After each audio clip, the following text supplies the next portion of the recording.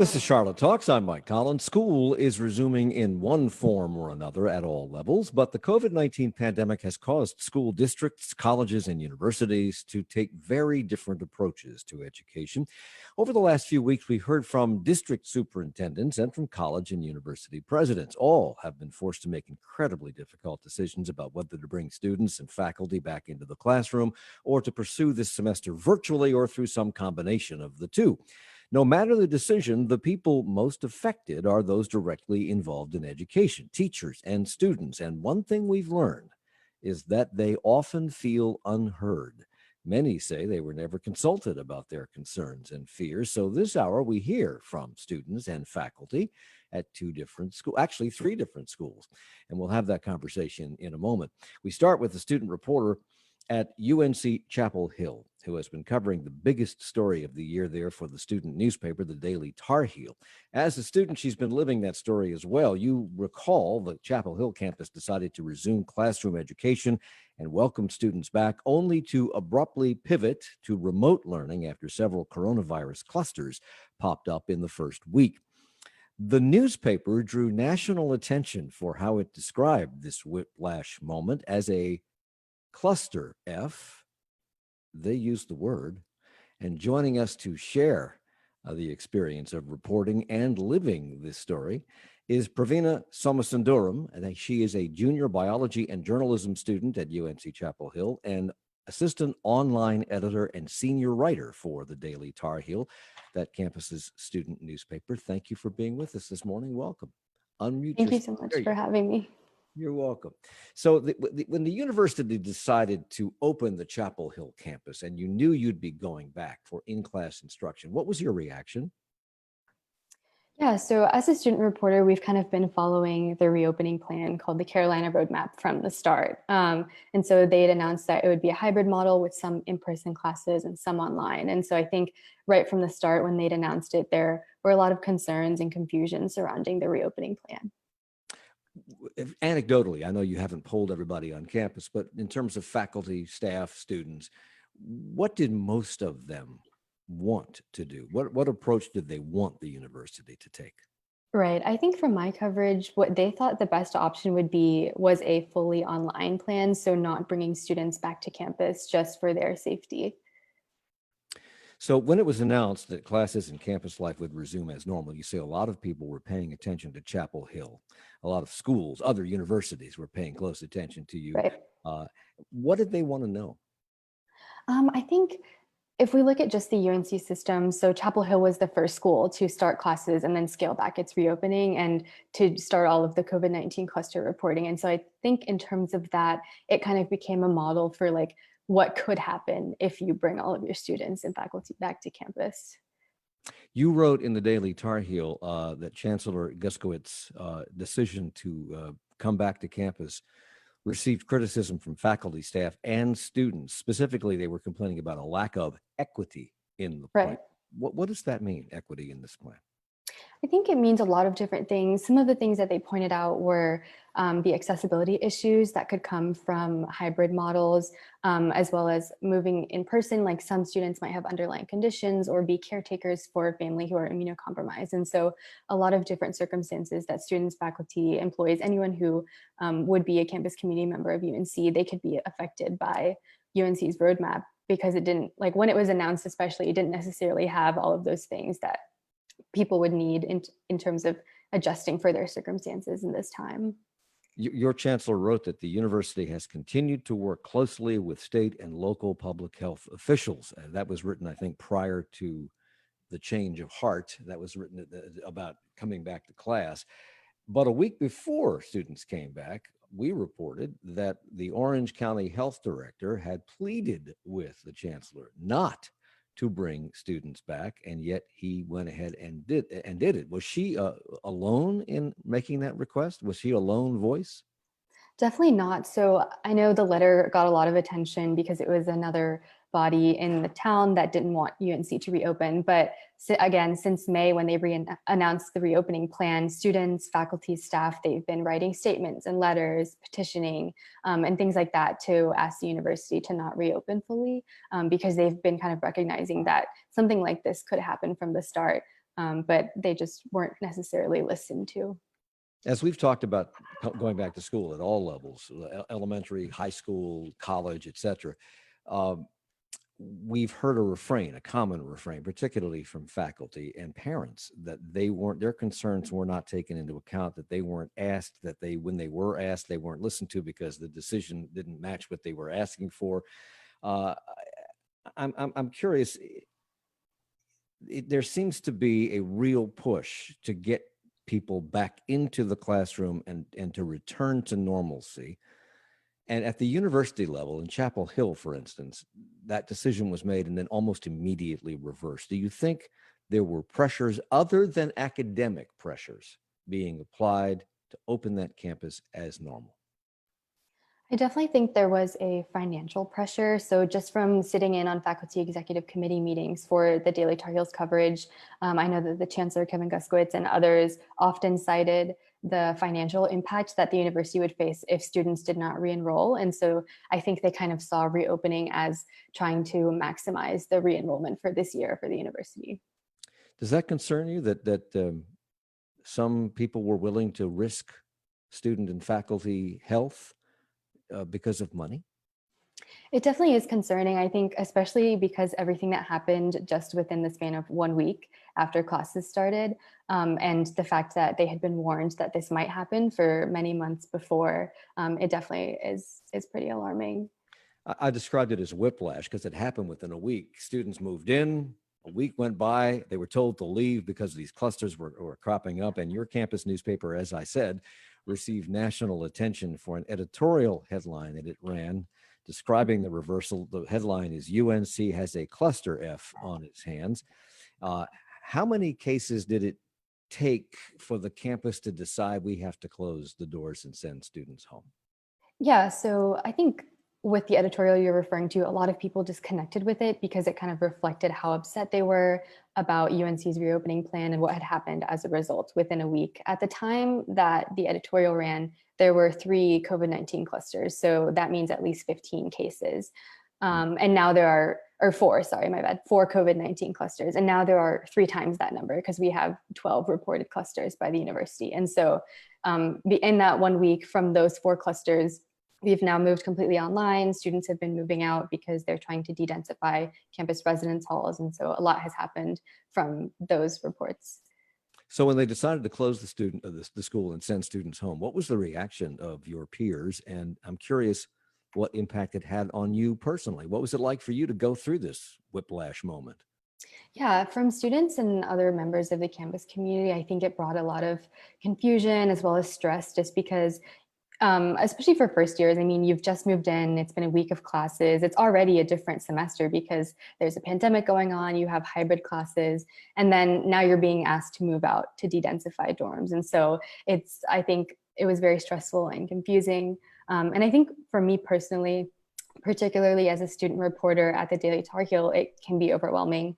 Sometimes it feels like I'm living 2 lives, one of a student and one of a reporter when it's actually just one. I think people don't realize that sometimes when we hear breaking news, it's not just something we're reporting and writing about, but also something that we're living through. And I think that gives us more perspective in this situation as It's journalists. interesting you bring that up because I was reading several articles in the Daily Tar Heel yesterday, written by you and other people, some of your colleagues there. And the running theme in some of these articles was, this is our job and our life. We are living the news as we're reporting on it.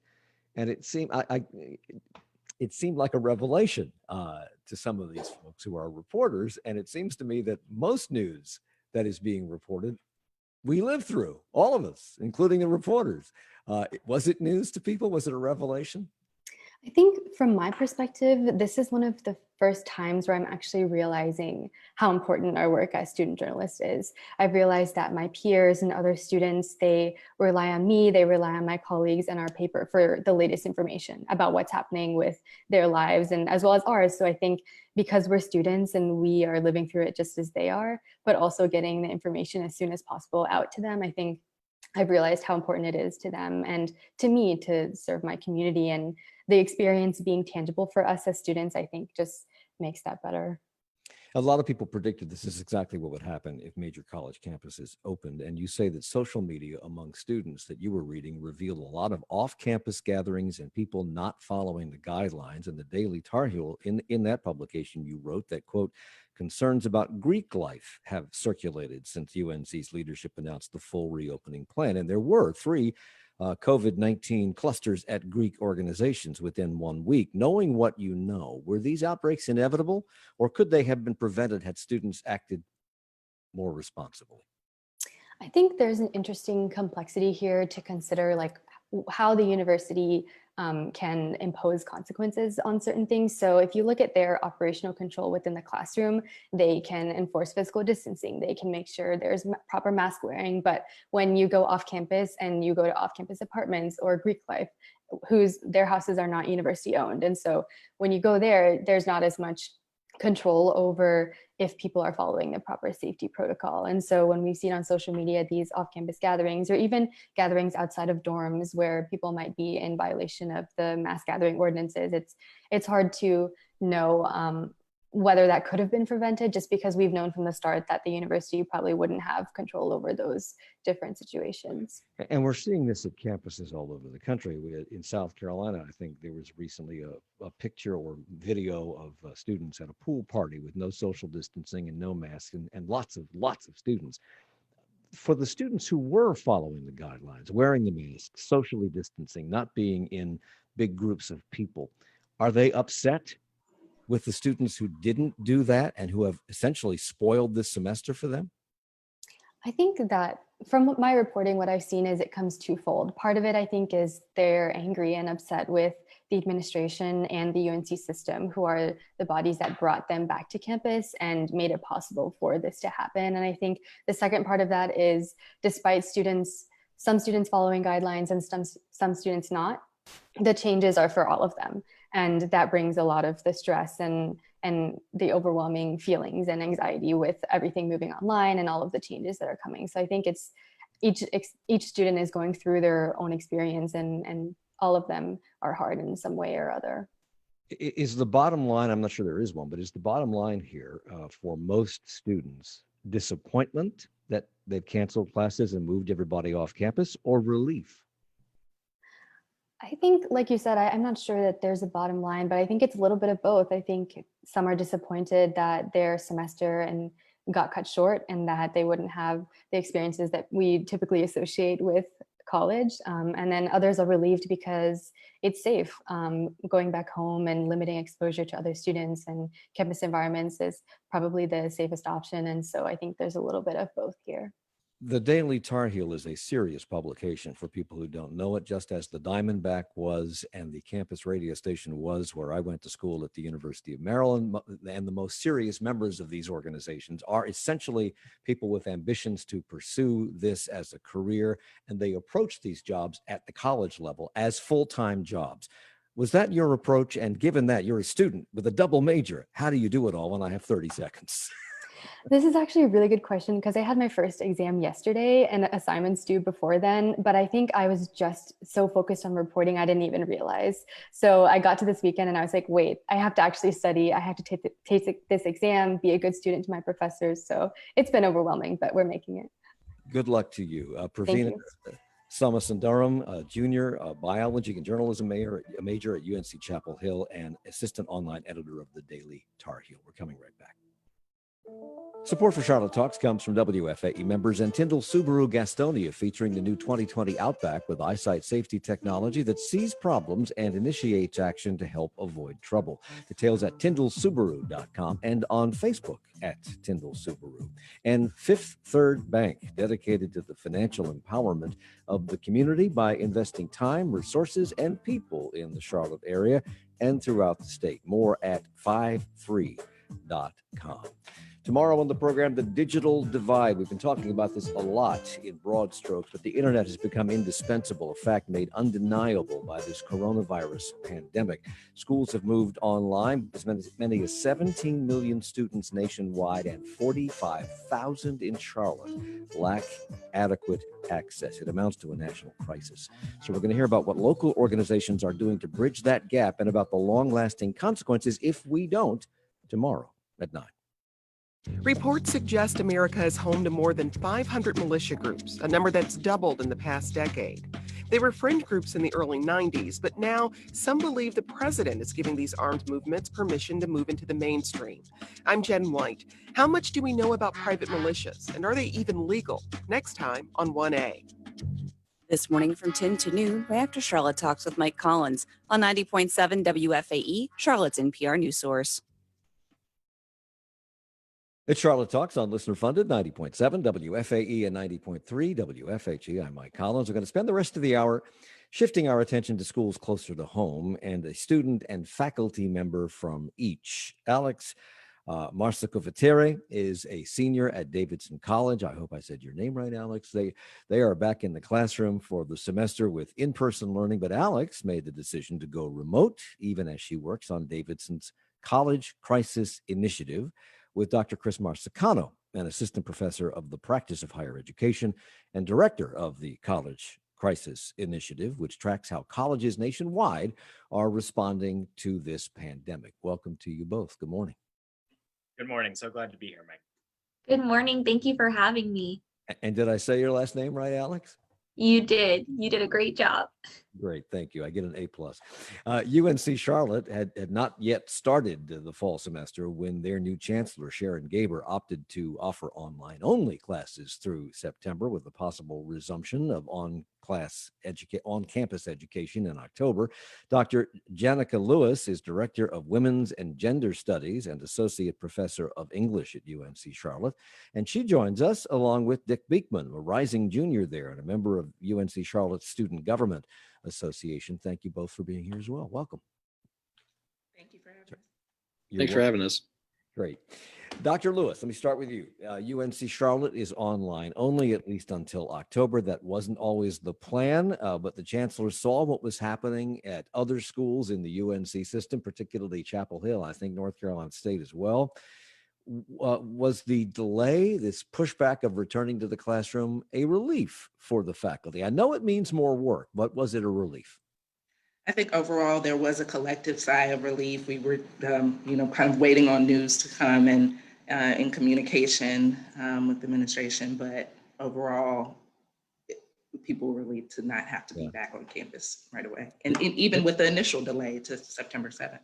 What about students, Dick? I mean, would they rather be back in the classroom, or are they happy that this is the cautious approach that's being taken? I would say for the most part, students are happy with the decision that was made. I think incoming freshmen are obviously really disappointed because they're afraid they're missing out on that freshman experience. But the general consensus is I get that students understand why we needed to make the decision we made. Yeah, these freshmen are really having a double whammy because they missed out on the high school prom and graduation experience, and now they're missing out on the freshman college experience, which could be a good or a bad thing, depending upon how they were going to handle it in the first place. But I feel sorry for them. Were faculty members, were students consulted in this decision prior to it being made, Dr. Lewis? I wouldn't necessarily say consulted as much as kept updated. So when that initial date of September 7th was announced, people were prepared to go in whatever method they had selected, so face-to-face or online or hybrid.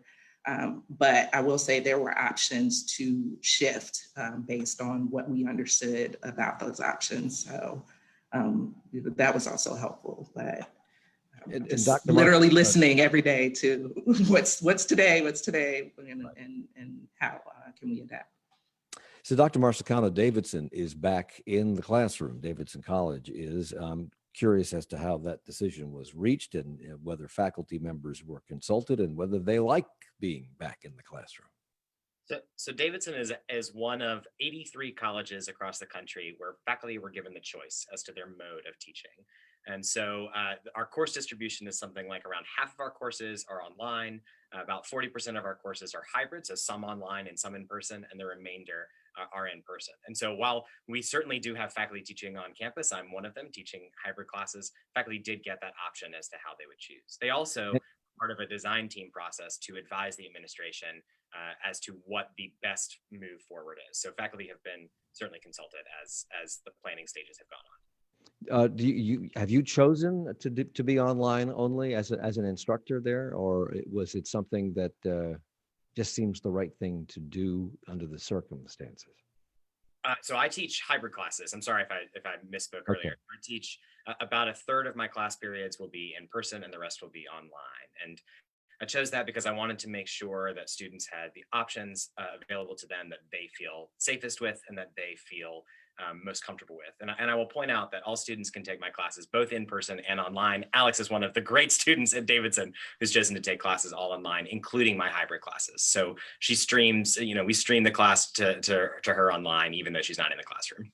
So, Alex, let me talk to you about that for a second, because you say, I've read this, that there is a culture of accountability and social responsibility at Davidson. And you also point to Davidson's increased restrictions to prevent the spread of COVID-19. And yet you decided not to return and to take online only classes. Why? There's this culture of accountability and social responsibility. Yeah, that seems kind of ironic, but I think that with understanding my proximity to campus and my home life and personal circumstances, I think that sometimes this human experience of what goes on in a person's life can sometimes be mapped over by what's going on in the pandemic and the world around us. And a lot of times those three things come together at a central point. But I think for me, I also had to take into account my personal circumstances, and that was the best decision for me. And Davidson provided me with the platform to make that choice to the fullest capacity possible. Offering these options sounds like the normal good thing to do, but it's got to be very difficult, particularly, well, it's difficult on everybody. It's difficult on the students. I don't want to minimize that, but it's got to be very difficult for instructors. What's that been like, Dr. Lewis, for you? Well, the unique thing about being faculty and in an administrative position is I'm also doing the curriculum and the scheduling for the program and communicating with faculty. I think initially when we came home in the spring, the language was about comfort. What are you comfortable doing? But then it became about safety. And as Alex said, with everybody's individual conditions, we can't have a one size fits all model for faculty or for students. So I think the changes in the scheduling and how the classes are offered is a minor inconvenience, I think, on our end, when we look in light of what does coming back safely look like when we do come back. So Dick Beekman, you're a student at UNC-Charlotte, you're a member of the student government, you are a rising junior, which means you've had some of that real world college education experience that the freshmen are missing out on. But, people want a 4-year experience. They don't want to have it truncated or cut off halfway. What was your reaction and that of your fellow students to being online for at least this first month? Would you rather have gone back full tilt, or is this a good thing in your mind? Well, I think there are two sides to the coin. I think everybody would love to be in person. Before COVID-19 and the pandemic, I never took online classes because I've always preferred in-person instruction. But I think when you look at the reality of the situation and what we saw play out at Chapel Hill, NC State, ECU, students would rather do what we can to keep not just ourselves, but faculty and staff safe as well, and not, for lack of a better term, waste everyone's time by having us pack up midweek, 1 or 2 weeks into the semester, go back home and still finish with the same end result. I'm curious with the two students here, Alex and Dick. What's this like?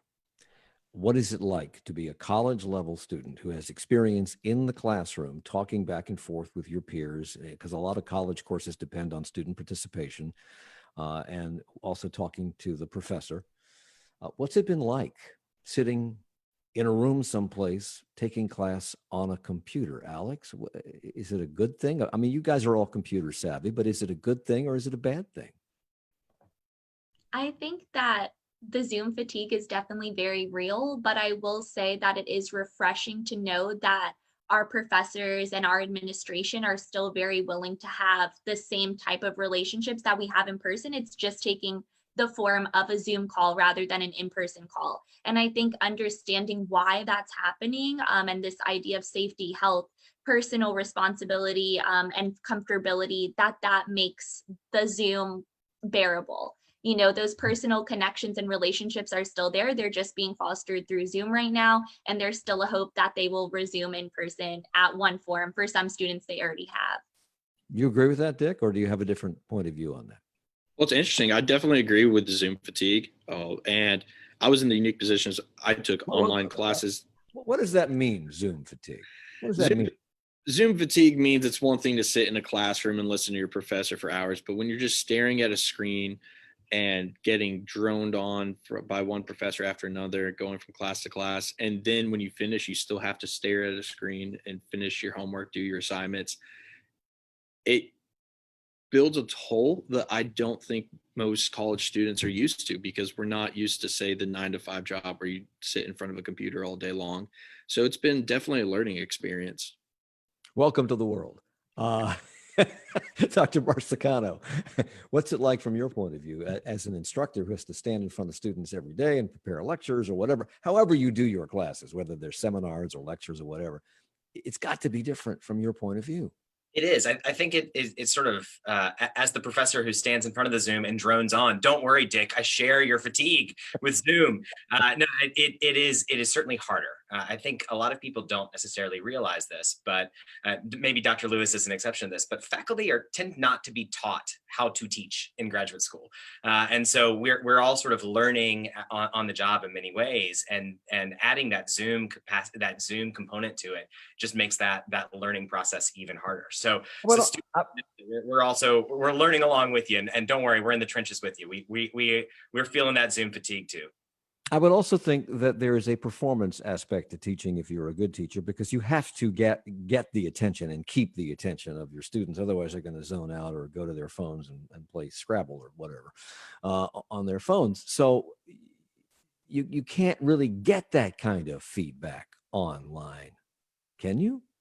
It's certainly harder. I think we have, and Dr. Lewis should please jump in if you disagree here. But I think it is absolutely much more difficult, because it's hard enough to read a room when you're teaching. It's even harder to read a Zoom. Wow. Dr. Lewis, classes at UNC Charlotte start next week, September 7th. On Monday, yes. Yeah, if online classes resume, as they might on October the 1st, the move-in would be a week prior to that. And yesterday, University of North Carolina at Charlotte published a COVID update on its website, which said Mecklenburg County Health Department confirmed an off-campus COVID-19 cluster involving 8 students living together in 2 private residences. It went on to say that the students isolated appropriately and have since recovered. As October approaches, what metrics do you hope or want the university administration to use as they decide whether or not to reopen? That's a great question. And what we've heard is that depending on how the numbers are trending, that's what we'll go with. But we know, and I'm a literature person and not a numbers person, but down might be a little bit, down might be a lot. Recently in Mecklenburg County, I think it was a slight percentage down. But I think when we look at the news or with the cluster yesterday, all people see is this is a potential threat to our campus. And so I think that if there are any significant numbers, people are not necessarily going to feel comfortable coming back. Did the faculty, this happened pretty quickly. It was going to be in person, then it was going to be now it's going to be online. Did the faculty feel they had enough time to prepare for a shift to online instruction? And were the wheels greased in any way by the fact that last spring you kind of had to shift online, so you have a little bit of this under your belts? Spring was a huge shift just because we didn't see it coming. And so a lot of people were kind of teaching to adapt to where we were. Summer, and amidst the COVID pandemic, the racial pandemics in America, I think there was a desire, at least on my part, to do something different, to make it feel more supportive for students. So there was work there. I won't say that people, were necessarily prepared to just jump right in. But I think there's also the responsibility on our part to do that. We were told to prepare for potentially multiple ways to offer the class. But, as life happens, how much time, how much time does that take with, little people at home, et cetera. But I think that still doesn't take away from the responsibility on the faculty part to be innovative and to do something that makes for a great learning environment for our students. prior to the start of this program, we asked for emails from students and faculty wherever they may be about this conversation. And we have an email from Christina, who identifies as a UNC Charlotte student. And she says, the university system screwed us over. UNC Charlotte started later to see how other colleges do, and other colleges have outbreaks. So the natural thing is to move us online for a while. The students knew this would not go well. The public health officials knew this would be a disaster, she writes. Students should band together, but what 18 to 24-year-old has made solid decisions in college? Students are already talking about not getting tested and hiding that they are positive if they do get tested. I'm terrified to go back. This is the line. If this kills me, she says, spread my ashes on the stairs of the Board of Governors building. Overreaction? That says a lot of where students are. And initially, when we were thinking about the effect on older members of the population, but now the numbers for 50 and under, people in their 20s, personal experiences even with people I know. And our department chair lost her husband recently. So these real stories, this real impact, it's real. And so I think we can't discount what students and faculty and staff are hearing and feeling and experiencing and just say, come back, you'll be fine. We can't say that. All we can say is we'll do the best we can, but we do have to make those decisions responsibly based on what we know. Chris Marsicano, you're involved at Davidson, you must be particularly knowledgeable about these kinds of comments and about what's going on at other colleges and universities, because you are involved in this college crisis initiative, which has been surveying, at least online, what other colleges are doing in this pandemic. As you look at that information, are you more or less confident that institutions of higher education have a handle on this, and that they, in fact, have the best interests of the faculty, staff, and students top of mind, with other concerns like, money, taking back seat? So I think colleges and universities are figuring it out is the best way I can say it. Institutions are looking at the situation on the ground and determining what's best for them. At Davidson, we have 1,806 students who we test weekly. And as of right now, we have only 11 active cases. None of those cases are symptomatic. So right now, it seems like the college has a handle on it. Other institutions may not. And the responses to this vary wildly. Paul Quinn College, a small HBCU in Dallas, basically said immediately in May, we're going to go online. Not only are we going to do that, we're going to do a 3-year bachelor's degree, and we're going to do it quickly because we think that is the safest option. The University of Illinois, on the other hand, is testing people at such a rate that 1 out of every 50 tests in America today, not just on college campuses, in America, are conducted at the University of Illinois. So institutions are certainly innovating. I do understand Christina's anxiety. It is certainly difficult to attend a college and worry given the state that we're in. Christopher Marsicano is at Davidson College. He's here along with a student from there, and we have a faculty member and a student from UNC Charlotte. We're coming right back. Support for Charlotte Talks comes from WFAE members and Lowe's Home Improvement, headquartered right here in the Charlotte area and sponsoring series like Finding Home, which examines the Charlotte area's affordable housing crisis and solutions. More at Lowe's.com. Coming up next week, Mayor Vile Isles will join us on this program for another edition of Mike and the Mayor, and we'd like to hear from you. Do you have questions for the mayor? Email us at charlottetalks@wfae.org to submit those questions for Mayor Vile. The presence of militia groups, supposedly there to protect property, have been making protesters and residents in Kenosha, Wisconsin, uncomfortable. But then 17-year-old Kyle Rittenhouse opened fire with a gun he was not legally allowed to own and killed 2 protesters. Wisconsin isn't the only instance of police allowing the presence of armed white vigilantes during a protest. So who are these groups and what legal standing do they have? That's the topic of the conversation in 20 minutes at 10 on 1A. And we're coming right back. WFAE is proud to host Charlotte's first podcast festival, October 5th through 30th, in collaboration with Blumenthal Performing Arts, the Queen City Podcast Network, and Eclex Creative Agency. The Charlotte Podcast Festival is free and open to the public, with virtual sessions devoted to teaching attendees, podcast production, marketing, monetization, and community building. Find the festival schedule and register now on charlottepodcastfestival.com. It's Charlotte Talks on WFAE and WFHE. I'm Mike Collins. We're talking about education during COVID-19 and specifically what higher education is doing and whether the faculty, staff, and students are happy with the decisions being made. Dr. Christopher Marsicano is a professor of the practice of higher education and director of the College Crisis Initiative at Davidson College. He's here along with Alex Marsicovatiri, a senior and who has opted for online instruction at Davidson and who was also participating with helping with this College Crisis Initiative.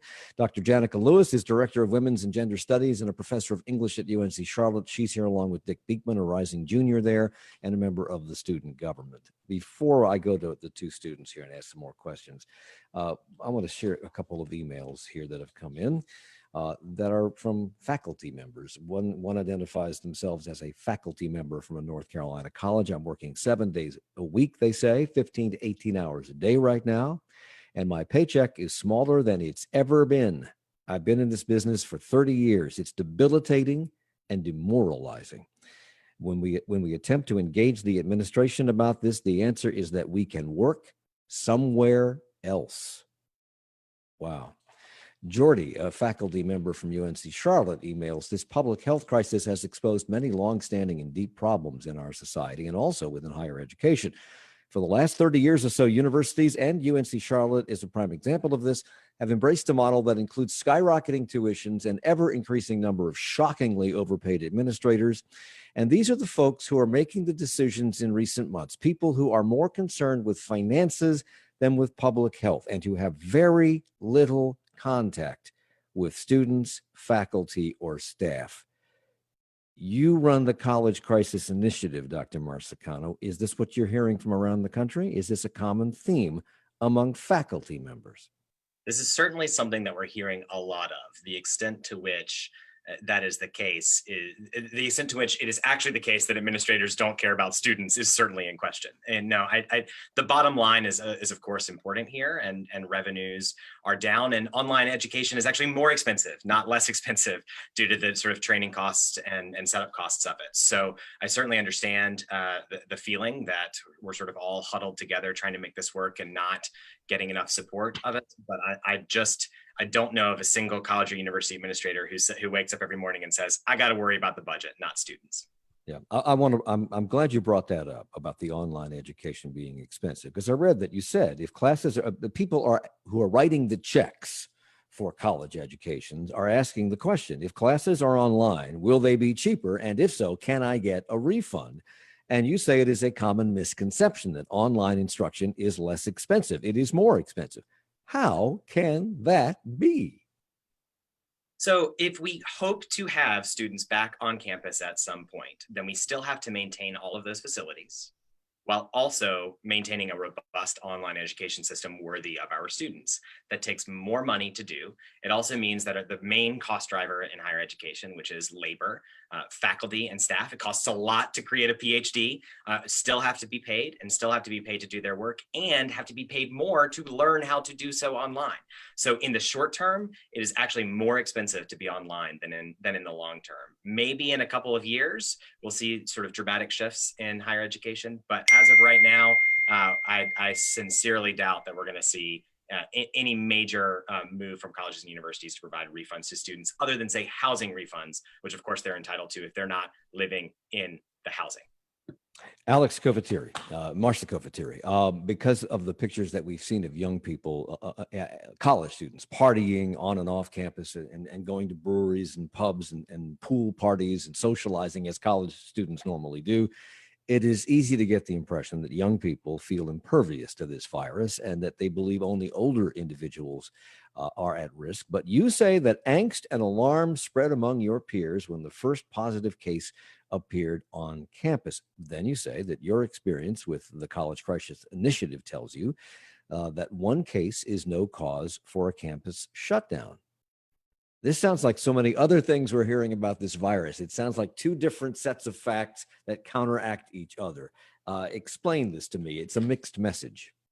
Right. And I also think that this idea of student blaming can also be analogous to this idea of indifferent administration in some contexts. So obviously there are students who really do care, who are affected, who maintain social responsibility. I will say that it's a larger pool of students, at least that I've seen in my own institutional context, who care about that. And at Davidson, when the first case came up, people were scared because across the country, different schools were shutting down due to the pandemic. But due to my research with the College Crisis Initiative, a group of research fellows from the initiative came together to write a piece explaining why at Davidson, different steps that we have, like a daily symptom checker, weekly testing, delayed and staggered start dates, are really there to help us to be able to have a longevity in this ability to stay on campus. So we were able to see from different plans why our plan was viable and why it was working in our context, and write a piece to kind of contextualize that, because there are all of these mixed messages. So it is important to have some communication of some nature to where people can contextualize, what does that mean for us here? Dick Bickman, I just read that email that talked about students maybe refusing to reveal their status if they get tested and turn out to be positive. And as a member of student government at UNC Charlotte, I'm sure that you keep your ears open. And I've read articles about you talking to fellow students to find out what they're talking about, because you're representing them at the student government level. And you tweeted in July, UNC Charlotte students are arguing with me that they have the right to hide their COVID diagnosis and continue living their lives out of fear of social suicide. And you followed up with, I've never been more terrified in my life. Is that what students are saying? I've never been more terrified, or is that what you are saying? Well, that's what I'm saying. I think when I first heard that, my first instinct was one of disbelief. And I thought to myself, surely that can't be the mentality who would put their own social standing above the well-being of the community. But as I continue to have conversations with more students and realize that there is this stigma around announcing I've tested positive for corona, and this sense of invulnerability when they say it's not going to affect me, it affects older populations, it affects people with underlying conditions. So I don't have a real incentive to announce that I've tested positive for COVID. That's concerning for a number of reasons. The level of selfishness and entitlement in the statement, as well as the threat and danger it poses for the spread of COVID across our college campus. This right to hide, I'm not sure who to ask this question of, but this idea that I have a right to hide my diagnosis seems to speak to a larger problem in society today. We've been talking for years about this becoming a me culture. When you compare us to the greatest generation and the people who fought World War II and who made great sacrifices as a community to benefit the war effort, we don't do that anymore. We've become very spoiled, it seems to me. So when you hear people say, I want to hide the diagnosis because I don't want to be thought of badly, and I know it's going to hurt other people, but I'm more important than they are. How do you explain this lack of interest in the greater good? And it's not just with this, it's with a lot of things in American society. Who would like to take that? Dr. Lewis. Can I offer something else though, too? There's also the questions about where is this data going? Is it going to be stored in a responsible way? Is my status as a student or my job that may be contingent, is it jeopardized based on what I report? These are the same or similar questions that were asked by people at the height of the AIDS crisis. They didn't want and so there's this idea of collective good, but also social responsibility to provide that support if people aren't able to be physically in the spaces to learn. So it's come back, but what happens when people aren't able to?